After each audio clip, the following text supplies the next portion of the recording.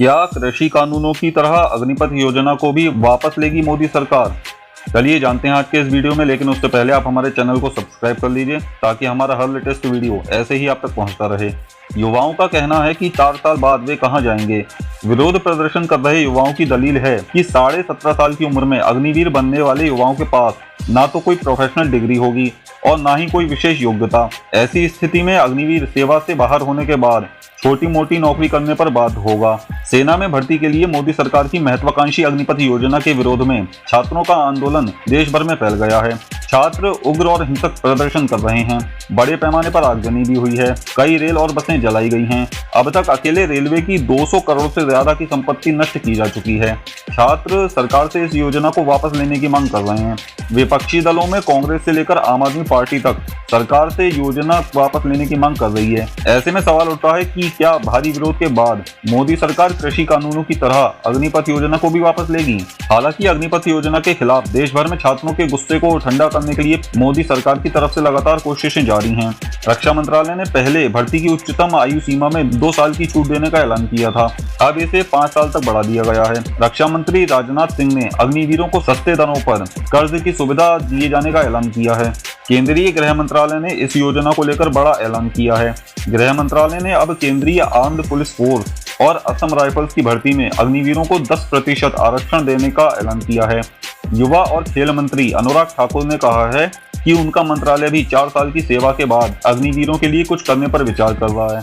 पूरी सरकार छात्रों को समझाने में जुटी है, लेकिन फिलहाल सरकारी वादों का आंदोलनकारी छात्रों पर कोई फर्क पड़ता दिखाई नहीं दे रहा है। बीजेपी शासित राज्य सरकारों ने पहले ही अपनी पुलिस फोर्स में भी अग्निवीरों को तरजीह दिए जाने का भरोसा दिलाया है, लेकिन इसके बावजूद भी फौज में भर्ती होकर देश की सेवा करने का जज्बा रखने वाले नौजवानों का उत्साह शांत होने का नाम नहीं ले रहा है। छात्रों का गुस्सा और देश भर में हिंसक प्रदर्शनों का दायरा लगातार बढ़ता जा रहा है। केंद्र सरकार की इन नई योजना के खिलाफ सबसे अधिक हिंसा बिहार में देखने को मिल रही है। बिहार में हिंसक प्रदर्शन को देखते हुए 12 जिलों में 48 घंटों के लिए मोबाइल इंटरनेट सेवा को बंद कर दिया गया है।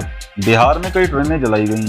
उप मुख्यमंत्री रेणुका सिंह और बिहार बीजेपी के प्रदेश अध्यक्ष के घर पर भी हमला हुआ।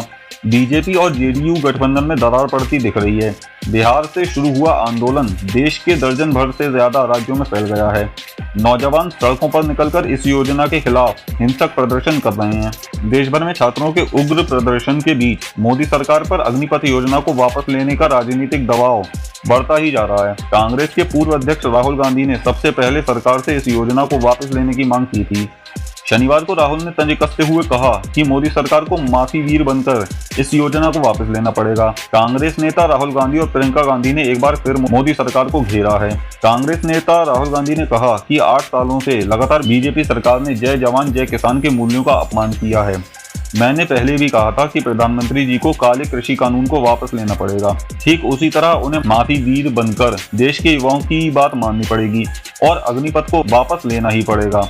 आम आदमी पार्टी के राज्यसभा सदस्य राघव चड्ढा ने रक्षा मंत्री राजनाथ सिंह को चिट्ठी लिखकर इस योजना को वापस लेने की मांग की है। वहीं बिहार में बीजेपी के सहयोगी जेडीयू ने भी मोदी सरकार से इस पर पुनर्विचार करने को कहा है। पूर्व सेना अध्यक्ष केपी मलिक को छोड़कर अन्य सेना अध्यक्षों और सेना के पूर्व अधिकारियों के साथ साथ ज्यादातर रक्षा विशेषज्ञ इस अग्निपथ योजना के खिलाफ हैं। इस योजना को लेकर उन्होंने कई गंभीर सवाल खड़े किए हैं। सेना से रिटायर्ड मेजर जनरल और लेफ्टिनेंट जनरल रैंक के अधिकारियों की तरफ से अग्निपथ योजना पर गंभीर सवाल उठाए जाने के बाद छात्रों का गुस्सा और ज्यादा भड़क गया है। ज्यादातर अधिकारियों का कहना है कि अग्निपथ योजना के तहत भर्ती होने वाले अग्निवीरों में सेना के प्रति वो जज्बा पैदा नहीं हो पाएगा जो एक पूर्णकालिक नौकरी के तहत होता है। ज्यादातर लोगों का मानना है कि एक अच्छे सैनिक को तैयार होने में ही 5 से 6 साल का समय लग जाता है। ऐसे में 4 साल की नौकरी में भला वो कैसे बेहतर सैनिक बन पाएंगे? 4 साल बाद बेरोजगार होने का डर इन्हें अंदर से और कमजोर करेगा। सेना से रिटायर्ड ज्यादातर अधिकारियों ने 4 साल बाद रिटायर होकर निकलने वाले अग्निवीरों के गलत इस्तेमाल की भी आशंका जताई है। केंद्र की मोदी सरकार ने सेना में भर्ती के लिए अग्निपथ योजना का ऐलान किया था, जिसके तहत 4 साल के लिए सेना में अग्निवीरों की भर्ती की जानी है।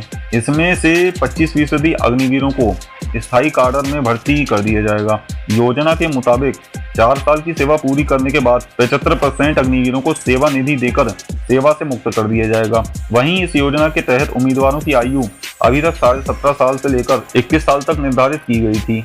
सेना में भर्ती के लिए निर्धारित शैक्षिक योग्यता 12वीं पास ही रखी गई है। उम्मीदवारों के चयन के बाद 4 साल तक अग्निवीर के तौर पर सेना में अपनी सेवाएं दे सकेंगे। इस योजना के तहत हर साल 45,000 युवाओं को सेना में भर्ती कराया जाएगा। अग्निवीरों को 30,000 से 40,000 महीना सैलरी समेत अन्य फायदे दिए जाएंगे।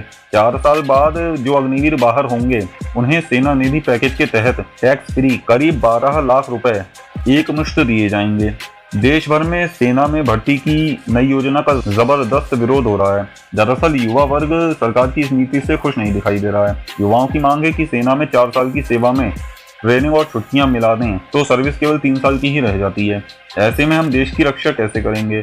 वहीं कुछ युवाओं का मानना है कि सेना में शॉर्ट सर्विस कमीशन के तहत भी कम से कम 10-12 साल की सर्विस होती है, लेकिन इस योजना के तहत 4 साल बाद 75% अग्निवीरों को सेना से बाहर कर दिया जाएगा। युवाओं का कहना है कि 4 साल बाद वे कहां जाएंगे। विरोध प्रदर्शन कर रहे युवाओं की दलील है कि 17.5 साल की उम्र में अग्निवीर बनने वाले युवाओं के पास ना तो कोई प्रोफेशनल डिग्री होगी और ना ही कोई विशेष योग्यता। ऐसी स्थिति में अग्निवीर सेवा से बाहर होने के बाद छोटी मोटी नौकरी करने पर बाध्य होगा।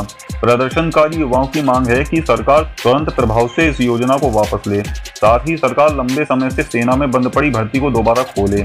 इसके अलावा पुरानी लटकी भर्तियों को भी जल्द से जल्द क्लियर किया जाए। मौजूदा समय में अग्निपथ योजना को लेकर देश का युवा वर्ग जिस कदर आक्रोशित नजर आ रहा है, उसे देखते हुए निश्चित ही सरकार पर इस योजना को लागू करने से रोकने का दबाव बन रहा है। देश भर में इस योजना के खिलाफ हिंसक प्रदर्शन हो रहे हैं। सरकारी संपत्तियों को निशाना बनाया जा रहा है। सबसे अधिक नुकसान रेलवे को पहुंचा है। वहीं इस योजना के खिलाफ प्रदर्शन को देखते हुए सवाल उठने लगे हैं कि क्या अग्निपथ योजना को लेकर सरकार ने 3 कृषि कानूनों की भांति गलत कदम तो नहीं उठा लिया? क्योंकि सरकार जिस समय 3 नए कृषि कानूनों को लेकर आई थी, उस समय इन कानूनों को कृषि क्षेत्र में बड़े बदलाव के रूप में पेश किया गया था।